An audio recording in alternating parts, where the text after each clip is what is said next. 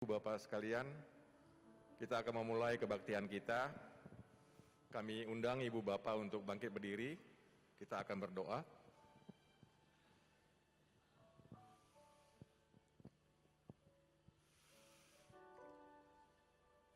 Terpujilah Engkau Bapa yang baik. Kami mengucap syukur untuk hari ini, waktu ini yang begitu indah. Kami boleh berkumpul bersama-sama saudara-saudara kami seiman untuk memuji memuliakan nama-Mu. Kami tahu Bapa, kami ada oleh karena kasih-Mu yang luar biasa bagi kehidupan kami. Biarlah Bapa pujian penyembahan kami pada siang dan pada pagi dan siang hari ini boleh menyenangkan hati-Mu. Kami juga siap Bapa untuk mendengar firman-Mu yang akan disampaikan oleh Gembala kami, Bapak Pendeta R. Bambang Yonan. Berkati Pak Bambang Yonan, Bapak, biarlah berkat dan pemeliharaan-Mu melimpah atas hamba-Mu ini. Kami serahkan juga semua hamba-hamba-Mu yang melayani Engkau, Bapak. Pemain musik, diaken, diakones. Kami serahkan juga anak-anak sekolah minggu, Junior Church ke dalam tangan-Mu Bapa. Kami tahu Bapa, waktu-Mu indah, hari ini adalah hari-Mu Bapa. Kami mau serahkan ke dalam tangan-Mu, biarlah Roh Kudus yang menuntun kami, sehingga kami pulang boleh mendapatkan sesuatu yang indah daripada Engkau. Terima kasih Bapa, kami akan memulai kebaktian kami hanya di dalam nama Tuhan Yesus Kristus. Sama-sama kita katakan, amin. Haleluya, puji nama Tuhan. Kami menyapa setiap kita yang ada di tempat ini dengan penuh sukacita, dengan penuh syukur. Selamat hari Minggu. Shalom Bapak Ibu. Mari saya undang untuk Bapak Ibu boleh katakan kanan kiri muka belakang. Selamat hari Minggu. Shalom. Saya senang bertemu dengan Anda hari ini. Haleluya. Haleluya. Berapa banyak yang bersukacita, boleh saya lihat tangan yang melambai di hadapan Tuhan. Mari berikan tepuk tangan di hadapan Tuhan kita. Haleluya.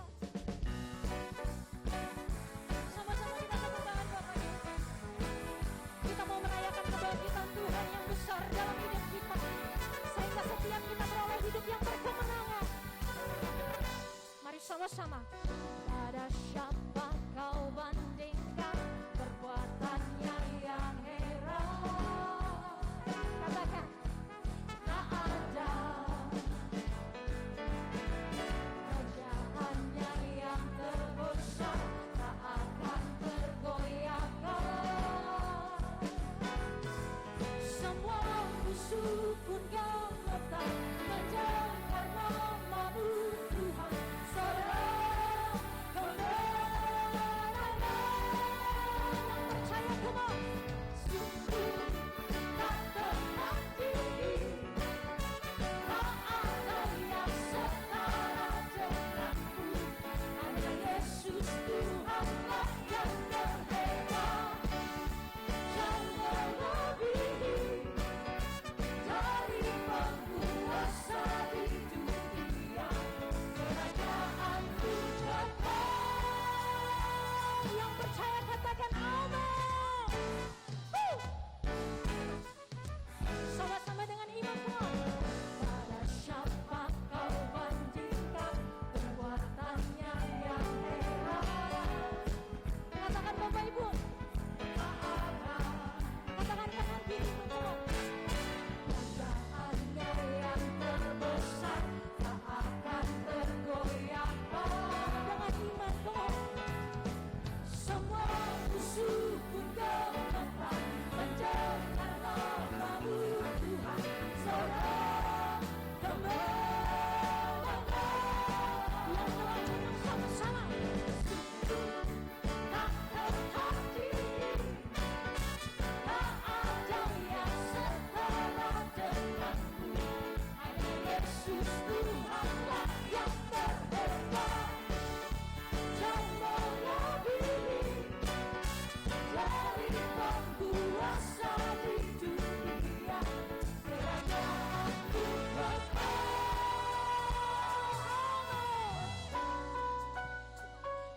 di sini telah ditebus dan telah menang. Boleh lambaikan tangannya, katakan kanan kirimu, engkau orang yang menang, engkau orang yang menang. Haleluya. Mari sama-sama tepuk tangan di hadapan Tuhan kita.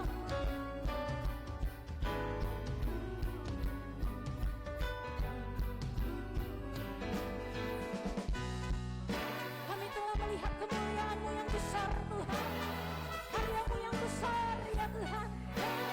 Biarlah kuasa kebangkitan-Mu memenuhi setiap kami hari ini.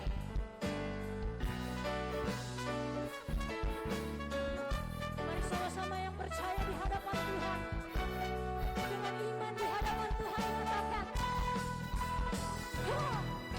sungguh tak tertandingi, tak ada yang setara denganmu, hanya Yesus Tuhanlah yang hebat, jauh melebihi dari penguasa di dunia.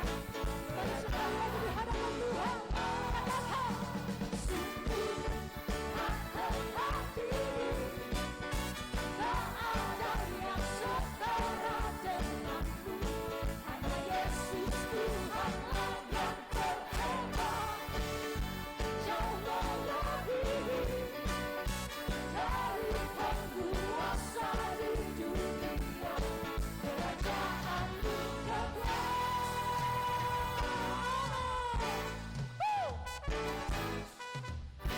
yang percaya, tepuk tangan buat Tuhan. Haleluya, haleluya. Terima kasih ya Tuhan Yesus. Terima kasih untuk hari ini. Kami boleh merayakan kasih-Mu kembali di bait-Mu yang kudus. Mari sama-sama di hadapan Tuhan. Sejauh timur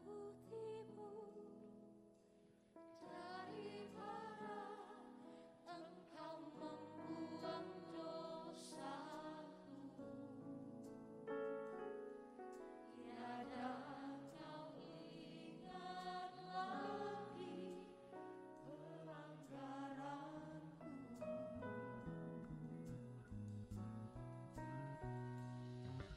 Jauh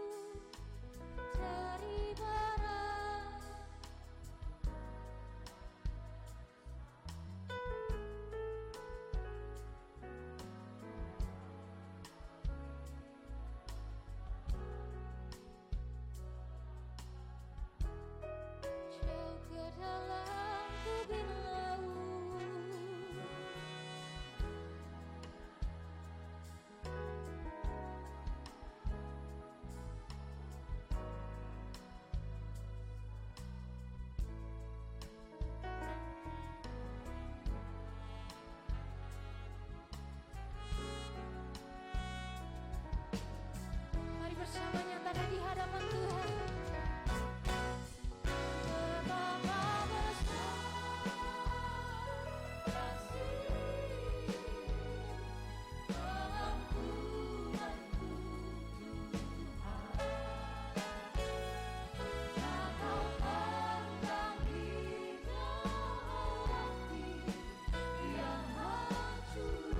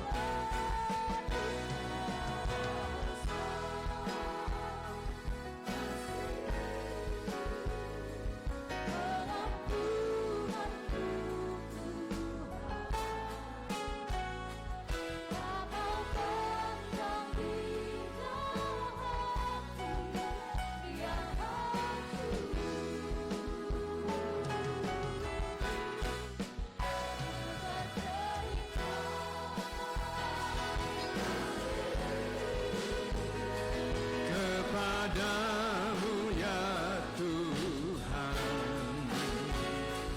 pengampunan yang Kau beri, pulihkanku.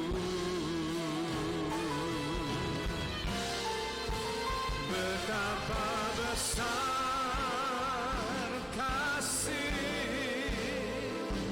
pengampunanmu Tuhan. Tak kau pandang hina hati yang hancur. Ku berterima kasih kepadamu ya Tuhan. Pengampunan yang Kau beri, pulihkanku.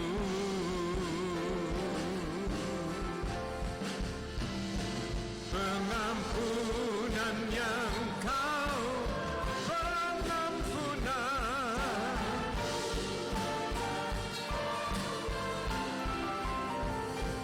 pengampunan yang Kau beri, pulihkanku.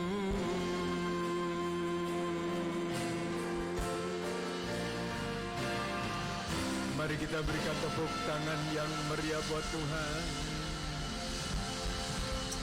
Tepuk tangan yang lebih meriah lagi. Kaulah Allah yang ku puji, Kaulah Allah yang ku sembah.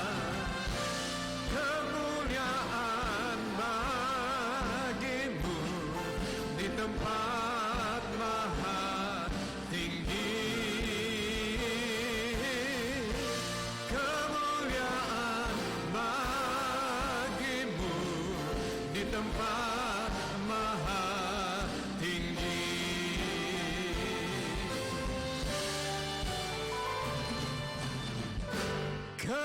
Kemuliaan bagimu di tempat maha tinggi. Kemuliaan bagimu di tempat maha tinggi, di tempat maha, di tempat maha tinggi.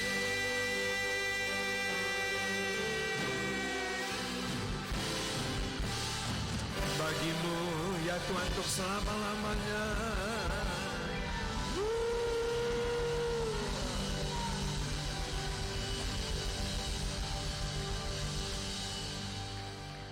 Tuhan, terima kasih untuk hari ini. Tuhan telah menghantar kami tiba di penghujung daripada minggu ini.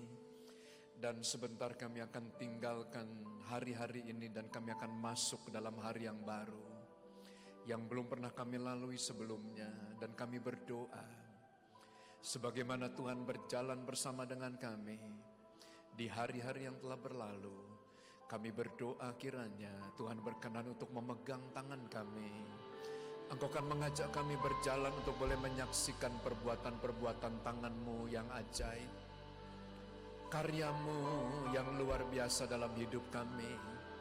Kami percaya Engkau adalah Allah yang turut bekerja dalam segala sesuatu untuk mendatangkan kebaikan bagi kami yang mengasihi Tuhan.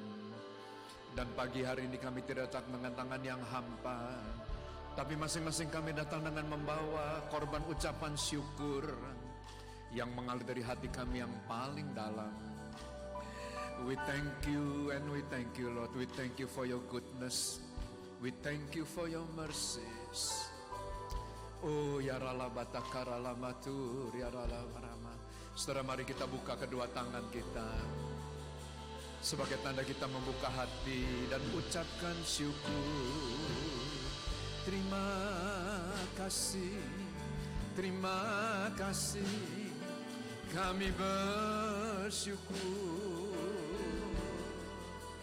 Terima kasih Tuhan. Inama rala sando.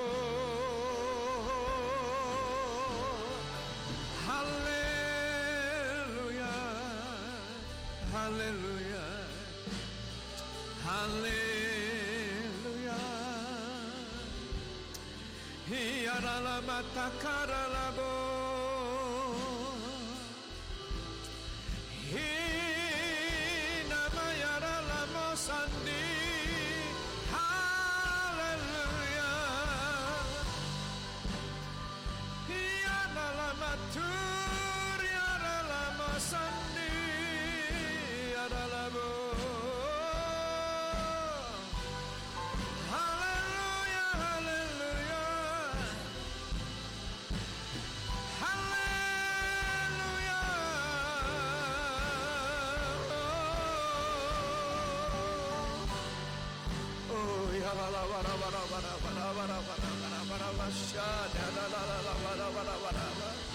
Bagimu pujian dan hormat kami,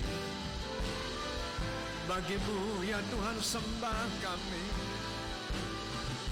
Inama ya dalamo. Haleluya. Oh ya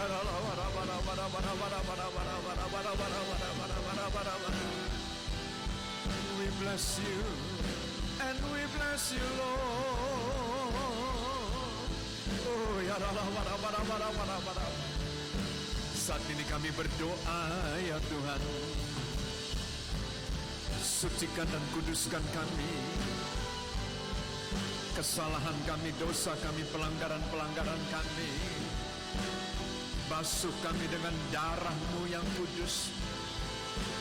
Sucikan kami oleh karena nama-Mu ya Tuhan. Oh ya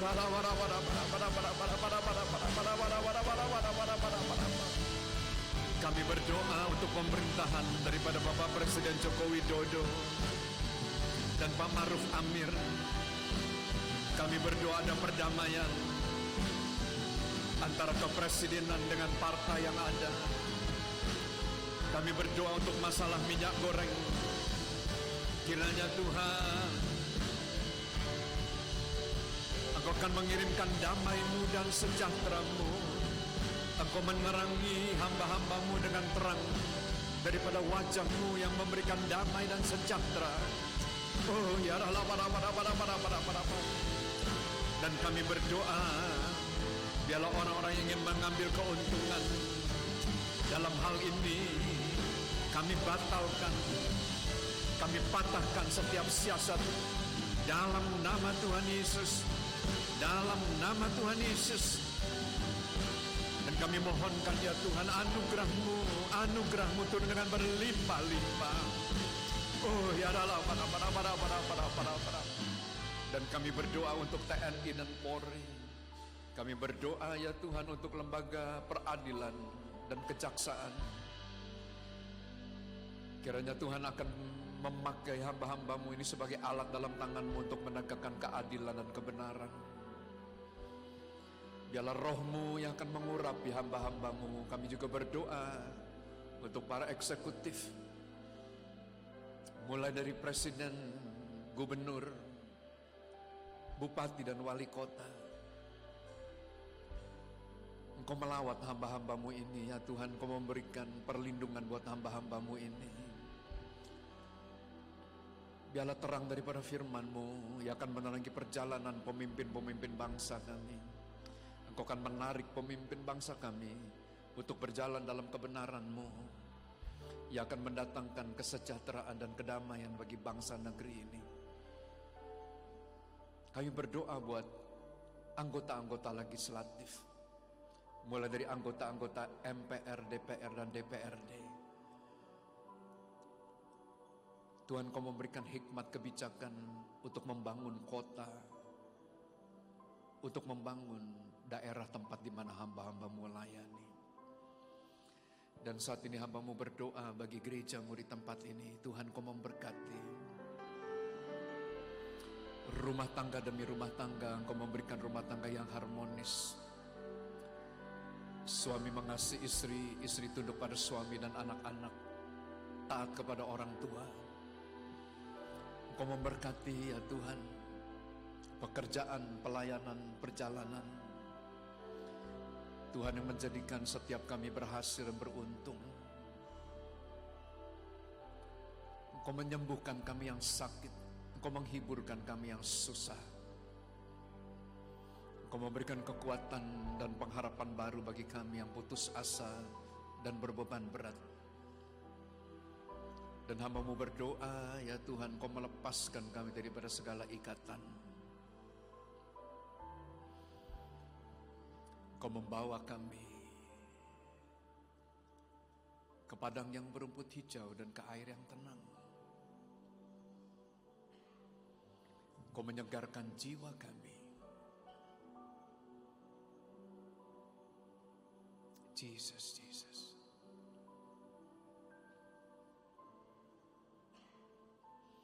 Penuhi kami dengan hadirat-Mu.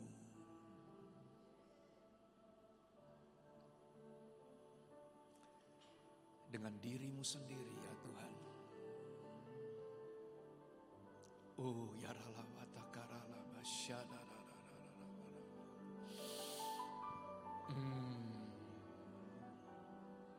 Kemuliaan-Mu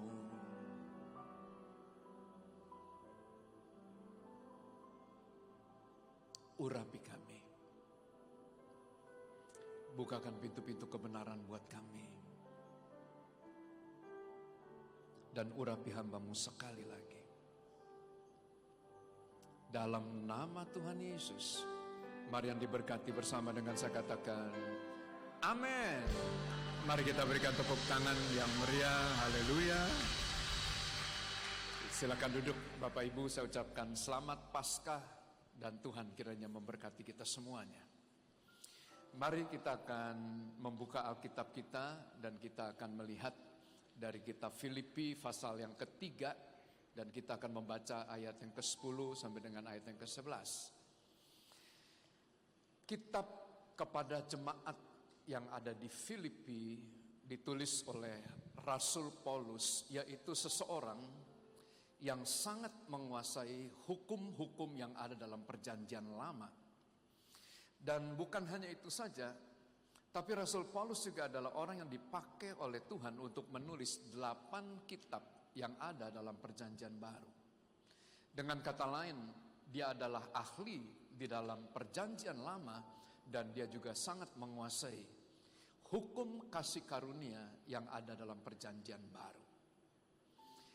Pada waktu dia menguasai dan melihat janji-janji Tuhan yang ada dalam perjanjian lama dan kemudian dia mengenal Kristus sebagai pengantara daripada perjanjian yang baru, maka timbul suatu kerinduan dan satu obsesi daripada Rasul Paulus, di mana dia berkata, yang ku kehendaki ialah mengenal dia dan kuasa kebangkitannya dan persekutuan dalam penderitaannya, di mana aku menjadi serupa dengan dia dalam kematiannya, supaya akhirnya aku beroleh kebangkitan dari antara orang mati.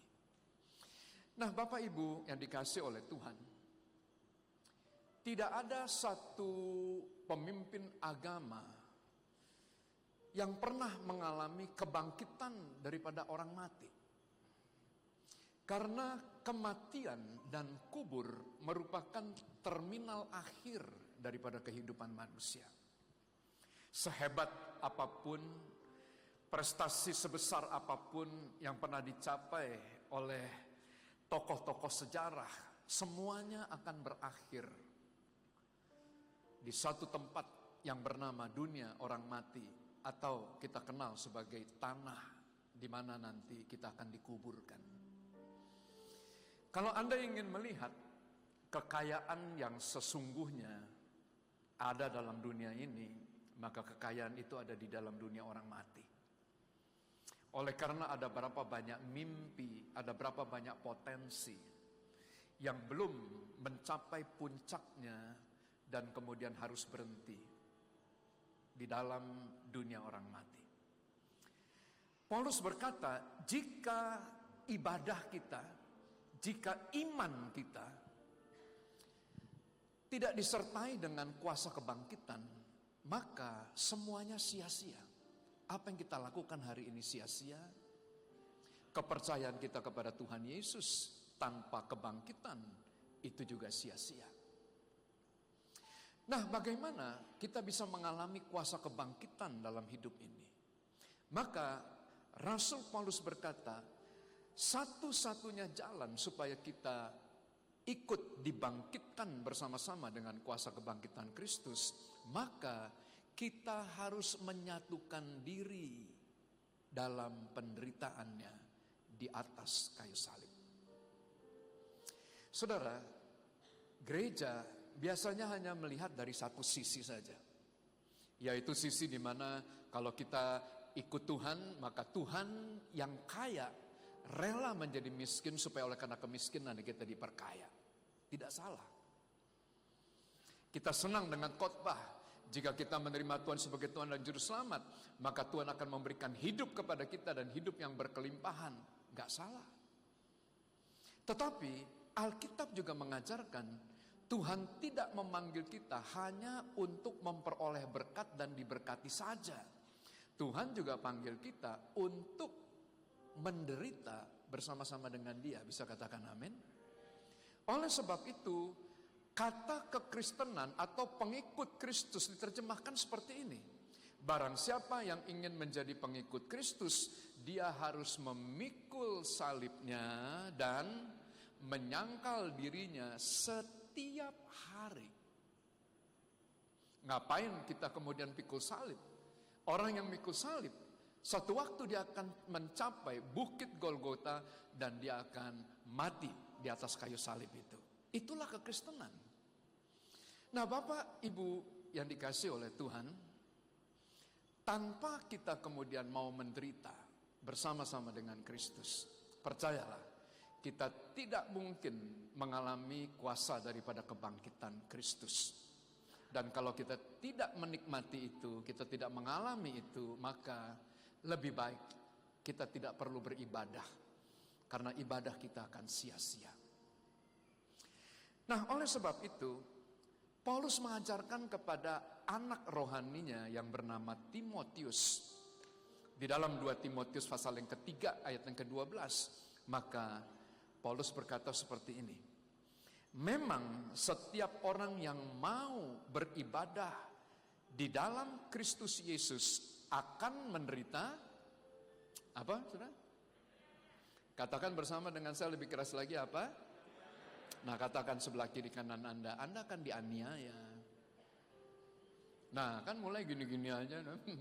Katakan Anda akan saudara, suka nggak suka, mau tidak mau, Anda akan mengalami aniaya. Nah, saya jelaskan ya. Kalau dalam perjanjian lama, saudara, kekristenan itu enak. Di mana enaknya? Kalau ada orang pukul Anda, ya, maka Alkitab berkata begini, mata ganti mata, gigi ganti gigi. Artinya, kalau orang pukul mata Anda, pak, begitu, Anda berhak membalas berdasarkan keadilan, yakni Anda boleh balas, kasih dia jab kiri, pak, begitu. Dan kemudian berdasarkan keadilan, kalau orang menabur, dia mesti menuai. Kalau dia menabur sekali pukulan, Anda bisa tambahkan dengan hook kanan, pak. Anda tidak puas lagi, Anda tambah lagi dengan uppercut kiri, bang, dari bawah. Tidak ada apa-apa. Itulah keadilan. Mata ganti mata, gigi ganti gigi. Itu perjanjian lama. Itu Taurat. Tapi waktu Tuhan datang, maka Tuhan membawa suatu perjanjian yang baru.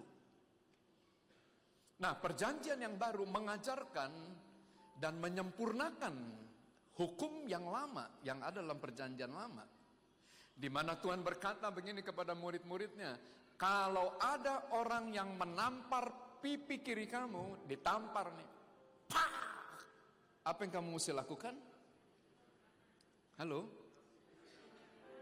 Nah, kita mesti kasih pipi menderita nggak? Nah, Alkitab mengajarkan, kalau ada orang paksa kamu jalan 1 mil dengan dia, apa yang kamu mesti lakukan? Jalan 2 mil. Kalau ada orang yang minta baju kamu, apa yang kamu mesti lakukan? Kasih sekalian jubah kamu, kasih kalau orang minta kasih. Saya mau tanya, menderita nggak? Halo? Di dalam agama lain tidak ada. Lebih jauh ya, lebih jauh ya. 2 Korintus 5 ayat 15.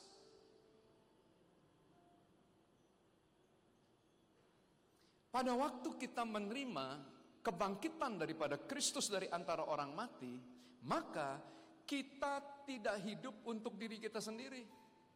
Tapi kita hidup buat siapa? Buat Tuhan. Nah, saya mau tanya nih. Bukankah setiap kita punya mimpi dalam hidup ini? Kita punya ambisi. Kalau kita nggak punya ambisi, hidup kita nggak akan punya gairah. Kita bergairah karena kita tuh punya ambisi dalam hidup ini. Dan kita ini punya tujuan, punya goal, punya mimpi. Salah nggak kalau kita punya mimpi? Nggak salah. Semua orang ingin, saudara, mimpinya suatu waktu akan menjadi kenyataannya. Semua yang kita rencanakan itu akan digenapi dalam kehidupan kita. But, waktu kita menerima Tuhan sebagai Tuhan dan Juru Selamat, waktu kita menyatukan diri dengan penderitaan daripada Kristus di atas kayu salib, maka Anda boleh punya mimpi, Anda boleh punya ambisi, Anda boleh punya cita-cita. Tetapi semua itu bukan buat diri kita sendiri. Alkitab mengajarkan waktu kita dibangkitkan, maka seluruh ambisi kita itu adalah untuk kemuliaan Tuhan. Saya mau tanya, menderita nggak? Saudara, nggak mudah menjadi orang Kristen. Nah, lebih jauh lagi, Roma 12 ayat yang ke-18. Pada suatu hari, ada seorang direktur dari kepolisian, saudara. Nah, ini curhat sama saya. Sekarang udah pensiun, jadi saya berani menceritakannya. Nah, dia berkata begini, Pak Pendeta, ada yang salah dengan iman kekristenan. Karena sebagai polisi saya selalu menemukan kalau orang Kristen berseteru di dalam jalur hukum selalu kalah. Persentasinya kalau kita lihat, lebih banyak orang Kristen salah. Saya tanya, kenapa? Karena iman daripada orang Kristen yang mengakibatkan dia kalah. Nah, kalau ada orang Kristen yang punya masalah hukum, Dan kemudian orang Kristen ini mengadu ke kepolisian. Nah, maka kepolisian kemudian kan tanya, mau nggak berdamai? Nah, maka lawannya kan berkata begini, Pak, bukankah Alkitab mencatat kalau Bapak tidak mengampuni dosa saya, Bapak tidak memberi pengampunan kepada saya, dosa Bapak juga nggak diampuni.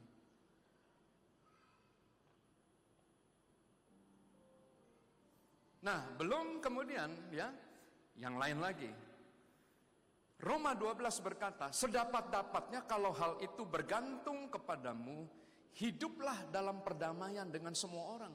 Loh, bukankah Alkitab mengajarkan Bapak mesti damai?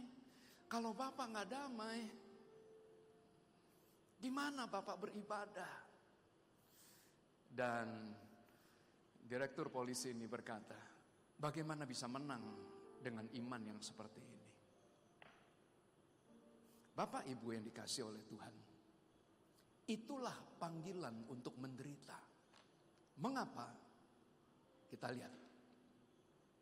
Di dalam Ibrani pasal 9 ayat yang ke-14, tujuan daripada Tuhan Yesus naik ke atas kayu salib, yang pertama supaya dosa, kesalahan, pelanggaran kita diampuni.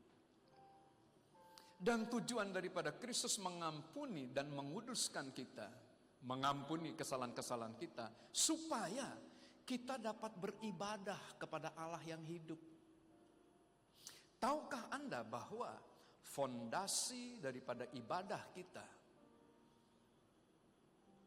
itu bukan hanya mezbah dan persembahan saja.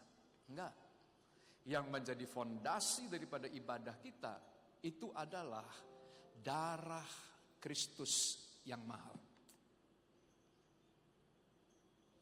Karena yang menguduskan kita bukan persembahan kita.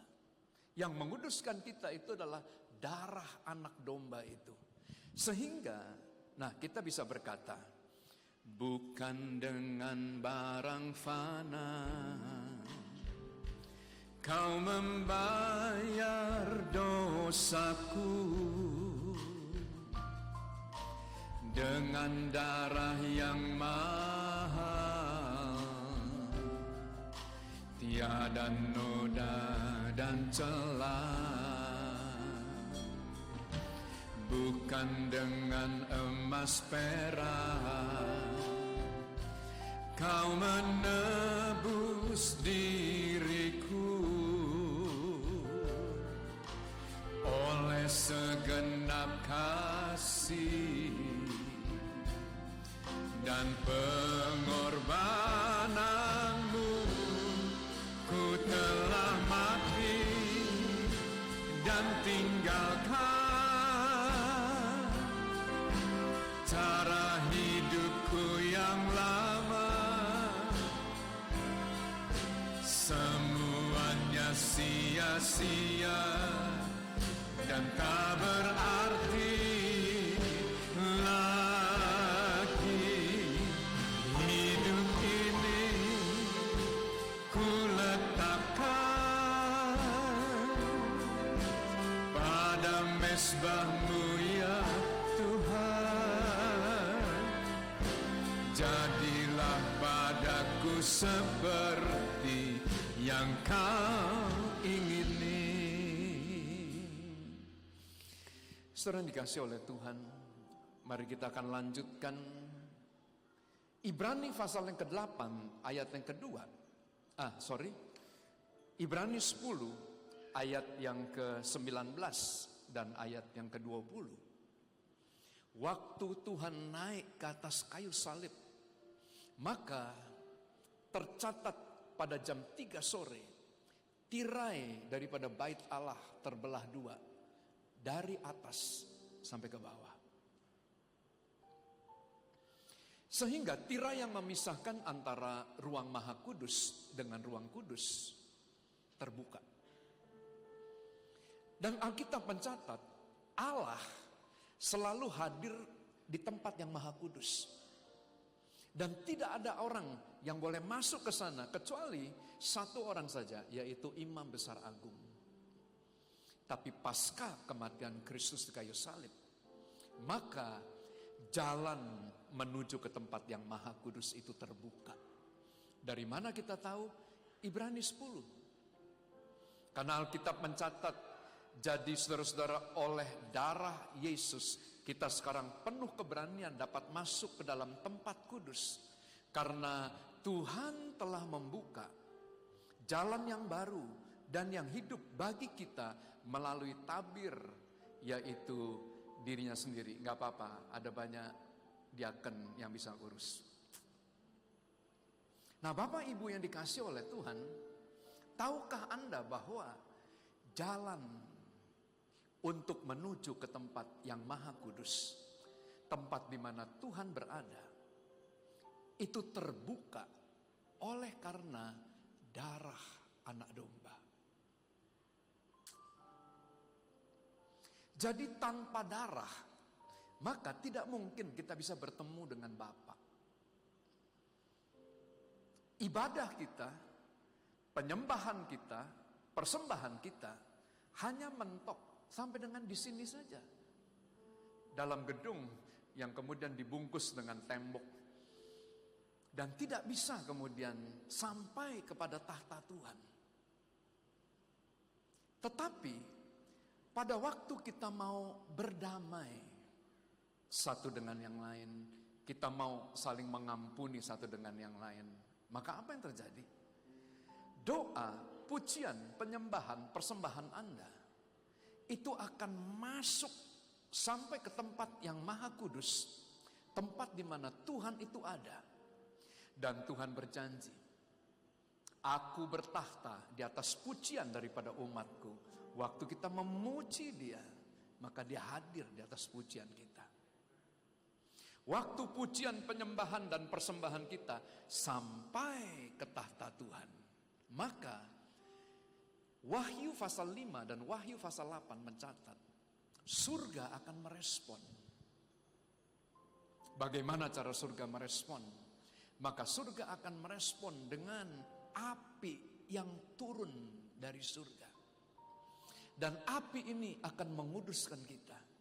Api ini akan menyucikan kita, api akan memurnikan kita, dan api akan membawa kita untuk menikmati kemuliaan daripada hadirat-Nya. Mari kita berikan tepuk tangan yang lebih meriah lagi buat Tuhan. Ku telah mati dan tinggalkan cara hidupku yang lama. Semuanya sia-sia dan tak berarti lagi. Hidup ini ku letakkan pada mezbah-Mu ya Tuhan. Jadilah padaku seperti yang Kau ingini.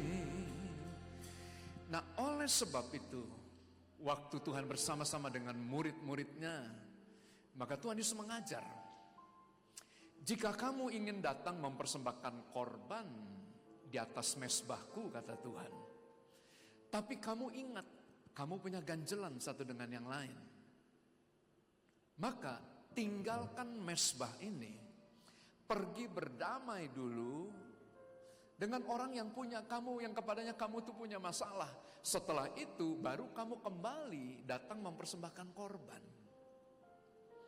Kita selalu berpikir bahwa persembahan kita, ibadah kita, penyembahan kita jauh lebih penting daripada perdamaian kita.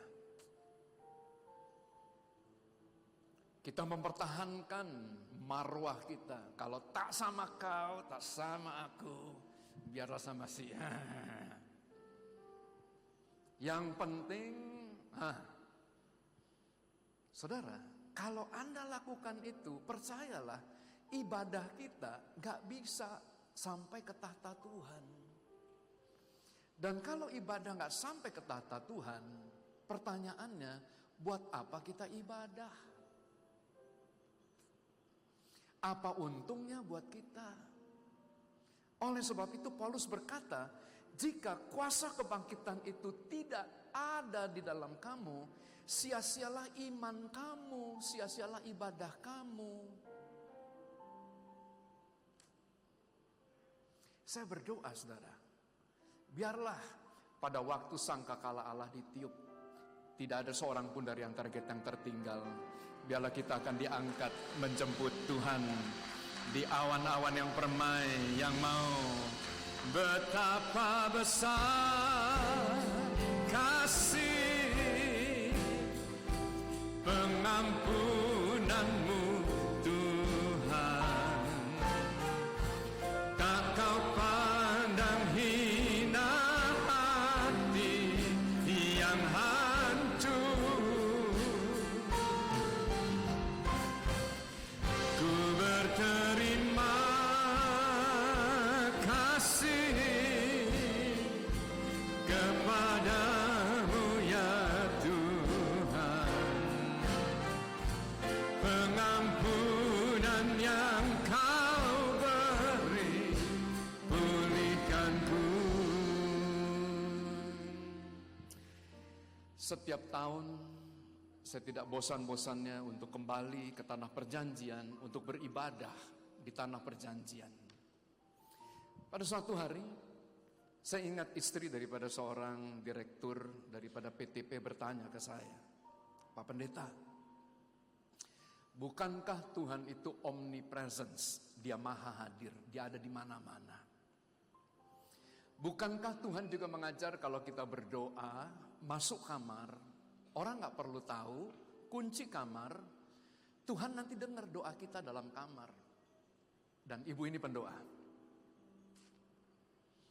Kenapa Pak Bambang kalau berdoa itu mesti pergi ke tanah perjanjian, ke Yerusalem? Dan tiap tahun. Nah saudara yang dikasih oleh Tuhan, kalau Anda baca kitab Mazmur, maka Mazmur dari pasal 120-an, itu ada satu judul yang namanya nyanyian ziarah. Nyanyian ziarah itu artinya kalau Anda pergi berziarah, maka nyanyian-nyanyian tersebut akan dinyanyikan dan mazmur tersebut akan didoakan. Ada dua mazmur yang selalu kalau saya tiap kali beribadah di Yerusalem, maka saya berdoa. Yang pertama Mazmur 128. Mazmur 128 ini adalah berbicara mengenai berkat atas rumah tangga. Berkat atas rumah tangga berkata begini, seorang laki-laki yang takut akan Tuhan, maka dia akan diberkati. Ada 3 hal di mana dia diberkati. Istrinya akan menjadi seperti pohon anggur yang subur di sekeliling mejanya. Yang kedua, anak-anaknya akan seperti tunas pohon zaitun. Anak-anaknya akan menyenangkan Tuhan dan menyenangkan manusia. Dan yang ketiga, dia akan melihat kebahagiaan daripada anak cucunya. Dan Mazmur 133 itu berbicara tentang kerukunan dan kedamaian. Saudara, saya mengembalakan gereja ini 30 tahun. Dan sekarang sudah generasi yang ketiga. Saya sudah memberikan tokat estafet kepada Pak Edi. Dan Pak Edi sekarang memberikan tokat estafet kepada Pak Yosua. Banyak orang berpikir gereja ini pasti pecah. Tapi puji Tuhan sampai dengan hari ini masih utuh, masih solid. Kenapa? Karena saya percaya kerukunan itu bukan usaha. Tapi kerukunan itu adalah anugerah. Dari mana? Dari Tuhan. Roma 15 berkata, semoga Allah yang adalah sumber ketekunan dan penghiburan mengaruniakan kerukunan kepada kamu. Kerukunan itu karunia. Karunia dari mana kerukunan itu? Karunia dari pengenalan kita akan Tuhan. Dan karunia dari ibadah kita. Oleh sebab itu Mazmur 133 dikelompokkan sebagai nyanyian ziarah. Jadi kalau Anda ingin melihat istri Anda diberkati Tuhan, anak-anak Anda diberkati Tuhan, cucu-cucu Anda diberkati oleh Tuhan, maka pergilah berziarah. Supaya tiap tahun kita berdoa supaya keturunan kita diberkati, Tuhan memberikan damai dan sejahtera, kerukunan buat kita semuanya. Mengapa ini perlu? Karena Ibrani 12 ayat yang ke-14, berusahalah hidup damai dengan semua orang. Beberapa tahun yang lalu, saudara, tiap tahun saya diundang oleh Pak Jokowi untuk bersama-sama dengan 400 tokoh-tokoh agama berbicara tentang kerukunan umat beragama. Tapi saya selalu berkata, kita tidak mengusahakan kerukunan umat beragama di Indonesia karena konstitusi kita menjamin kebebasan umat beragama. Jadi saya menolak kerukunan. Kenapa? Karena kerukunan menurut iman Kristen itu adalah hasil ibadah kita. Dengan kata lain, kalau kita menjadi orang Kristen yang sungguh-sungguh, kita kemudian mengakar bersama dengan Tuhan, kita nggak perlu mengusahakan kerukunan. Tuhan mengaruniakan kerukunan buat kita. Amin. Oleh sebab itu, nah, gereja kita nggak alergik. Ali Akbar Marbun, sahabat kita yang merupakan pimpinan Pondok Pesantren Al-Kausar. Kiai Haji Sulfikar, teman baik kita. Amhar Nasution, teman baik kita. Ada banyak tokoh-tokoh Islam. Dedi Masri, teman kita juga yang merupakan ketua Dewan Masjid. Mengapa? Karena saya percaya, saya juga katakan kepada mereka, kalau ibadah kamu betul-betul mengakar kepada Tuhan, maka Islam yang adalah agama rahmat daripada Tuhan akan membawa kedamaian bagi bangsa dan negeri kita. Yang percaya, berikan tepuk tangan yang meriah buat Tuhan. Betapa besar kasih pengampunanmu, tak kau pandang hina hati yang hancur. Ku berterima kasih kepadamu ya, pengampunan yang kau beri pulihkanku. Di dalam Zoom meeting terakhir bersama dengan Dirjen Departemen Agama sebelum beliau dicopot, maka beliau mulai memaparkan satu pemaparan tentang konflik horizontal yang ada di Indonesia. Konflik horizontal selalu berasal dari agama yang menganut faham monoteism, hanya percaya kepada satu Allah saja. Nah, karena kalau kita percaya kepada satu Allah saja, nah maka yang lain itu dianggap tidak menyelamatkan. Oleh sebab itu, maka teman-teman kita yang dari Islam berpikir bahwa orang yang non-Islam, yang memiliki iman yang berbeda, disebut kafir. Jangan heran itu, karena itu penganut daripada monoteisme. Demikian juga kita.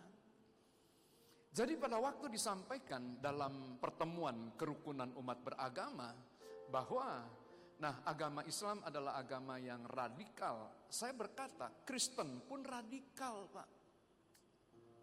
Karena Kristen berkata begini, tidak ada jalan keselamatan lain kecuali melalui Tuhan Yesus Kristus. Bukankah itu radikal? Kita menganggap yang lain gak selamat, ini kita yang selamat. Begitu. Nah, sehingga dalam pemaparan banyak pejabat, agama monoteism ini yang membawa perpecahan dan konflik horizontal yang ada di masyarakat. Sehingga sekarang orang mulai berpikir tentang moderasi agama. Nah, Anda bisa mengerti arahnya kemana? Agama hari-hari ini tidak kalah, ya, tidak dikalahkan oleh kuasa kegelapan, oleh setan, oleh paranormal, oleh dukun, enggak. Tapi gereja kalah oleh karena sekularisme.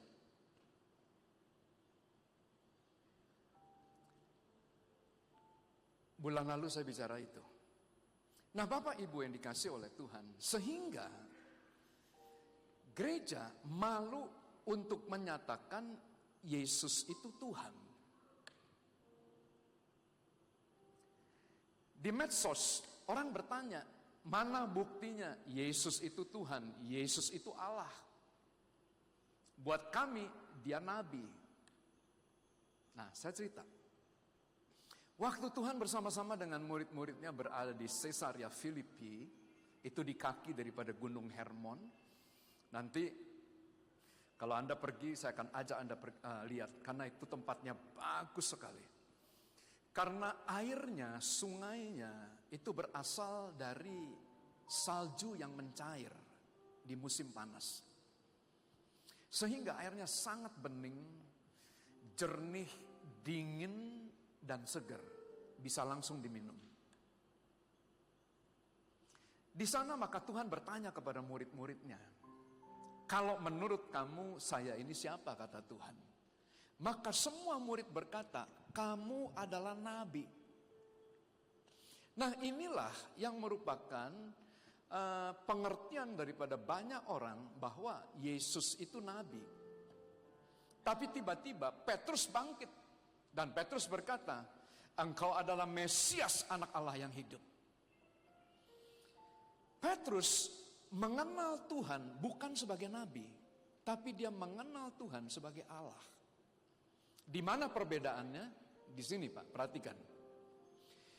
Tidak ada murid yang pernah mengalami pengalaman seperti Petrus. Dicatat dalam Alkitab, Petrus pernah berjalan di atas air, Pak. Dan waktu itu gelombang menghantam Danau Galilea. Dan kemudian dia melihat Yesus berjalan di atas air. Dan dia berkata, jika engkau Tuhan, perhatikan perkataannya, suruh aku berjalan. Karena Petrus selalu berpikir Tuhan Yesus itu adalah Tuhan dan bukan Nabi. Apa yang terjadi? Maka dari 12 muridnya hanya Petrus yang pernah berjalan di atas air.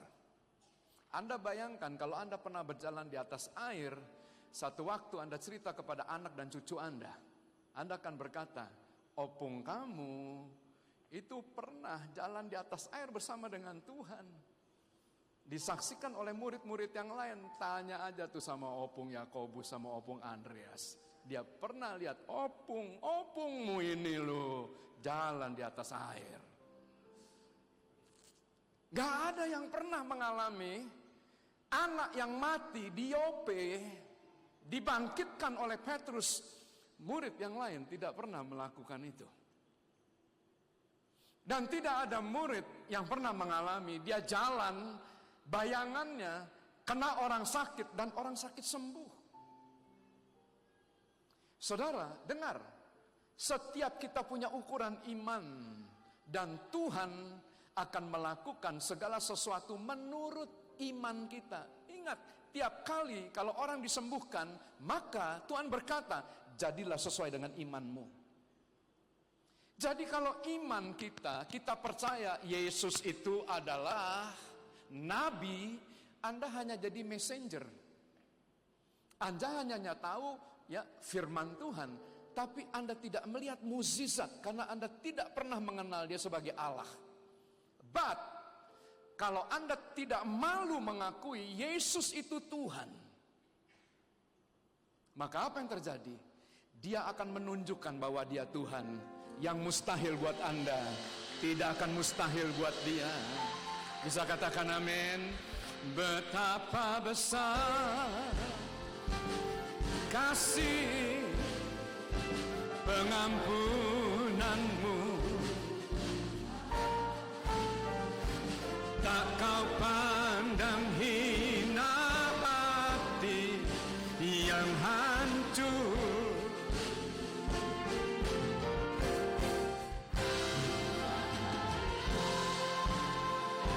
Kasih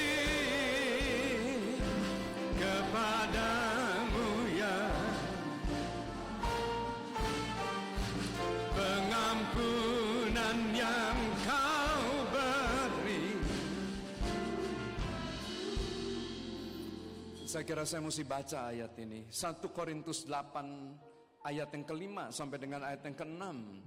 Sebab sesungguhnya ada apa yang disebut Allah tanda kutip, baik yang di surga maupun yang di bumi, dan memang benar ada banyak Allah dan banyak Tuhan tanda kutip yang demikian. Ayat 6 kita baca, 2, 3. Namun bagi kita hanya ada satu Allah saja, yaitu Bapa yang daripadanya berasal segala sesuatu dan yang untuk Dia kita hidup.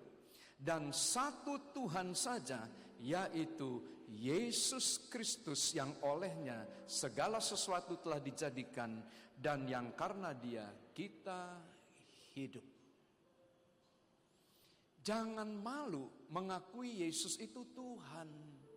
Karena kalau Anda mengakui Yesus Tuhan, maka Dia akan menyatakan dirinya dari yang tidak ada menjadi ada. Saya mulai gereja ini 30 tahun yang lalu. Anda boleh tanya Obed Semiring, 119 orang Pak. Tapi kami yakin dia bukan nabi. Kami yakin dia Tuhan. Sehingga dari yang tidak ada, hari ini kita melihat perbuatan tangan Tuhan yang ajaib. Haleluya. Saya akan akhiri. Saat ini kalau Anda melihat kalender, kita ini sedang berada di hari raya hujan awal. Hari raya hujan awal itu ada 4, dan 4 hari raya hujan awal itu dibagi menjadi 2. Nah, hari raya Paskah dan hari raya roti tidak beragi dirayakan waktu orang Israel ada di Mesir. Anda ingat ceritanya?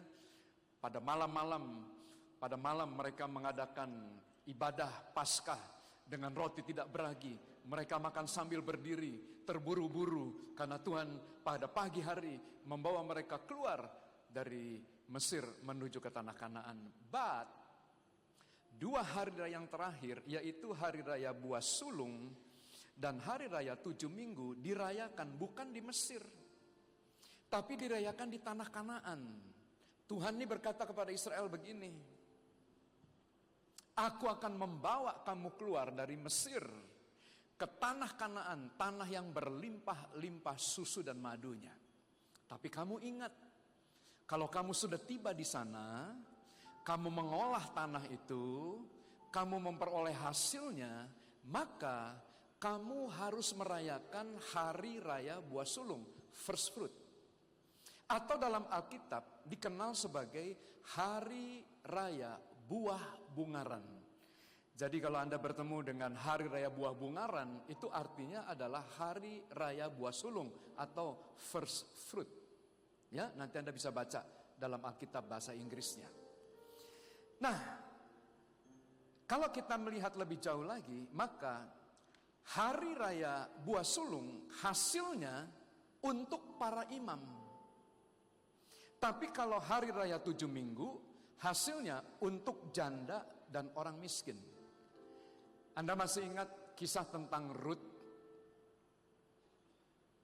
Tuhan berkata kepada Boas, kalau kamu menyabit, jangan sabit sampai habis. Sisakan itu supaya orang-orang miskin dan janda-janda bisa ikut makan dari ladang kamu. Kalau kamu ingat, kamu menyabit dan kemudian tertinggal, ada 1-2 berkas tertinggal, jangan diambil. Biarkan itu nanti untuk orang-orang miskin, kata Tuhan, untuk hari raya 7 minggu. Gitu. Nah, Bapak Ibu yang dikasih oleh Tuhan, kalau kita kemudian melihat lebih jauh lagi, waktu kemudian mereka merayakan hari raya buah sulung atau first fruit, maka di dalam Imamat 23, Tuhan berkata begini, bicaralah kepada orang Israel dan katakanlah kepada mereka, apabila engkau sampai ke negeri yang akan kuberikan kepadamu dan kamu menuai hasilnya, maka kamu harus membawa seberkas, atau dalam bahasa Inggrisnya a sheaf, satu ikat, sejumput. Kalau dalam bahasa aslinya satu gomer. Jadi hanya sebagian saja. Ya, kayak seperti Pak Leo ini. Pak Leo kan punya kebun kan, waduh itu ratusan hektar. Ada puluhan ribu pohonnya. Nah, Tuhan gak minta semua. Tuhan minta satu saja. Sejumput aja. Nah, sejumput ini adalah disebut dalam Alkitab persembahan unjukan. Waktu kita kemudian mempersembahkan dalam Ulangan 26 ayat yang kelima, kita mesti mengaku. Pengakuannya begini, dulu orang tua kami, nenek moyang kami adalah pendatang di negeri Mesir. Kami hidup sebagai budak di Mesir. Tapi Tuhan melepaskan kami dari Mesir dan Tuhan membawa kami ke tanah yang berlimpah-limpah susu dan madunya ini. Dan setelah kami mengelola dan mendapat hasil, maka kami membawa persembahan ini di hadapan-Mu ya Tuhan, sebagai bentuk pengakuan. Jadi, Tuhan memberkati Anda, but Anda harus mengakui bahwa kalau kita berhasil, kalau kita beruntung, janganlah kita berkata, kekuatan tangankulah yang membuat aku memperoleh kekayaan ini.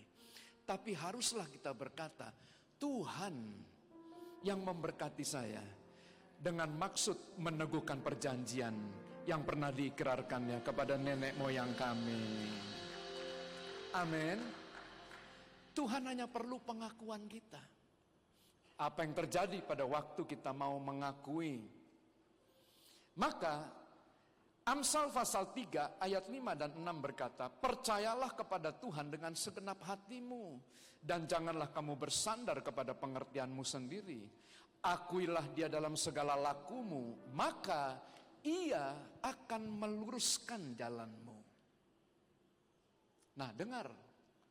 Saudara, di dalam melayani, di dalam berbisnis dan menjalankan usaha, percayalah, tidak semua kita suci-suci bener lah.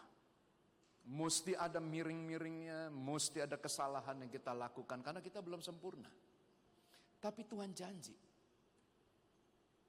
waktu kita berkata dan di saat kita berhasil kita berkata, Tuhan ini dari Tuhan, ini bukan karena saya, ini Tuhan.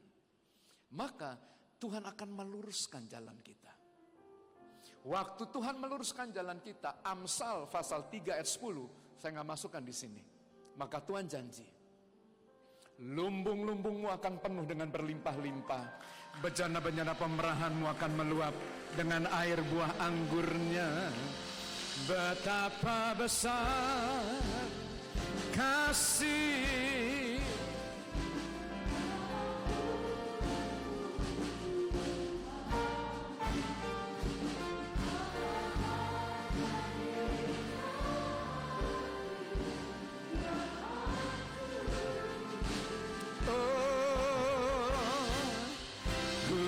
terima kasih kepadamu ya Tuhan,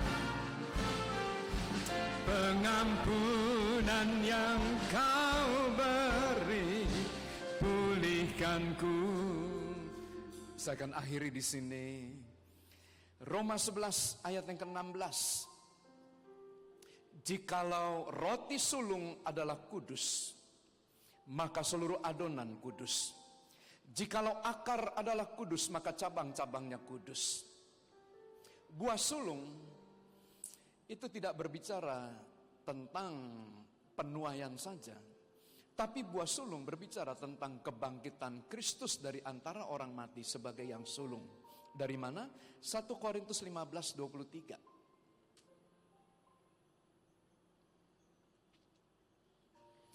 Pada waktu Kristus yang adalah anak sulung yang dibangkitkan dari antara orang mati, kudus, maka kita pengikut-pengikutnya akan dikuduskan. Kenapa? Karena Alkitab berkata, jika roti sulung kudus, semua kudus. Akar kudus, cabang kudus. Waktu Anda mempersembahkan persembahan buah sulung, hanya sejumput, hanya seberkas, dan itu diberkati oleh Tuhan, dikuduskan oleh Tuhan, maka seluruh hasil Anda akan dikuduskan oleh Tuhan. Kalau Anda ambil sejumput dari keuntungan perusahaan Anda, maka seluruh perusahaan Anda akan diluruskan dan dikuduskan oleh Tuhan. Amin. Why kekudusan itu penting? Yeremia 2 ayat 3, kembali lagi kata buah bungaran keluar. Buah bungaran nanti Anda lihat dalam bahasa Inggrisnya, itu diterjemahkan sebagai first fruit, sebagai buah sulung. Ya, kita baca.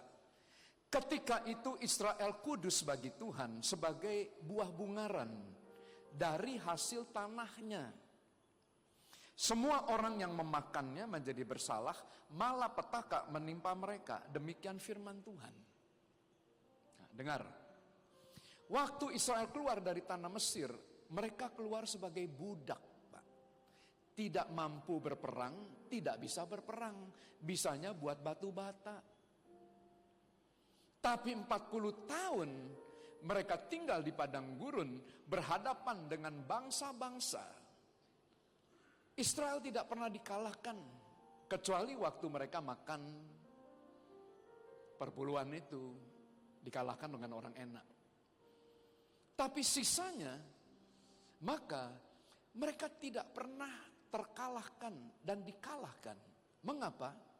Karena waktu itu mereka kudus. Nah, dengar, kalau Anda dikuduskan oleh Tuhan, orang mencoba untuk menyerang Anda, orang mencoba untuk memfitnah Anda, orang mencoba untuk memojokkan Anda, akan dinyatakan bersalah. Mengapa? Karena Tuhan akan menjadi pembela kita. Saya berdoa, di sepanjang daripada tahun ini, biarlah perjalanan Anda, pelayanan Anda, usaha Anda akan dibela oleh Tuhan. Betapa besar, mari kita bangkit berdiri. Pengampunan-Mu Tuhan, tak Kau pandang hina hati. Saya undang hambanya Pak Leo, ku berterima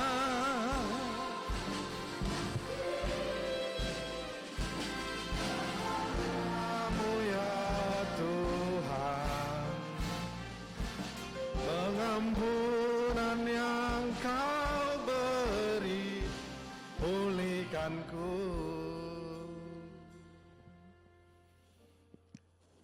Terima kasih Tuhan buat hadirat-Mu, buat firman-Mu yang telah menguatkan kami, meneguhkan kami Tuhan. Biar kiranya Tuhan keinginan mengenal Engkau, kuasa kebangkitan-Mu Tuhan, itu yang kami lakukan dalam kehidupan kami. Karena di dalamnya Tuhan ada pembenaran. Di dalamnya ada kehidupan yang baru penuh dengan pengharapan. Di dalamnya ada kuasa untuk menjalankan kehidupan kami Tuhan. Sehingga setiap kami didapatkan menjadi pemenang, bahkan lebih dari pemenang Tuhan. Terima kasih buat hamba-Mu yang telah menyampaikan firman-Mu Tuhan. Gembala pembina kami Bapak Pendeta Bambang Yonan, Bu Santi Alfred Tiffany, berkati hamba-Mu Tuhan. Biar Tuhan damai sejahtera-Mu, bahkan kemurahan-Mu yang melebihi dari hidup kami Tuhan, itu memenuhi kehidupan mereka Tuhan. Kami juga berdoa Tuhan buat pemimpin rohani kami Tuhan, pembina rohani kami Bapak Niko Nyoto Raharjo, istri, anak, mantu dan cucunya Tuhan, dan gembala sidang kami Bapak Daniel Edi Praetno Intan Melsa Yuda. Biar juga Tuhan, penyertaan Tuhan, kemuliaan Tuhan itu yang menudungi kehidupan mereka Tuhan. Berkati juga seluruh umat-Mu Tuhan di dalam perjalanan mereka sepanjang minggu ini Tuhan. Biar Tuhan pembenaran, kehidupan yang baru, yang penuh pengharapan bahkan kuasa yang daripada Tuhan, itu memenuhi setiap kehidupan mereka Tuhan. Terima kasih Tuhan. Kami juga berdoa Tuhan buat kesejahteraan kota kami, kota Medan. Biar Tuhan kota kami, kota Medan Engkau penuhi dengan damai sejahtera-Mu Tuhan. Kami juga berdoa Tuhan untuk kota kudus-Mu, Salom Yerusalem. Biarlah kemakmuran, kesentosan ada di tembok-tembok dan di puri-puri-Mu. Biar damai sejahtera Allah memenuhi Yerusalem, memenuhi umat pilihan-Mu. Terima kasih Tuhan, jikalau sebentar lagi kami akan pulang Tuhan. Kiranya Tuhan berkenan menyempurnakan berkat setiap kami pribadi lepas pribadi. Kekasih-kekasih Tuhan, arahkan tangan dan wajah kita ke surga. Pulanglah dengan damai sejahtera, anugerah yang berlimpah-limpah dari Allah Bapa, kasih yang sempurna melalui Yesus Kristus, serta persekutuan yang manis melalui Roh Kudus, itu yang menyertai kita sekarang sampai Maranatha, bahkan sampai selama-lamanya. Kita yang percaya dan diberkati bersama-sama katakan amin.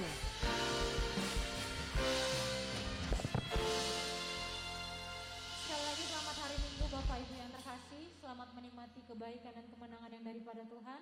Hati-hati di jalan, Tuhan Yesus memberkati. Shalom.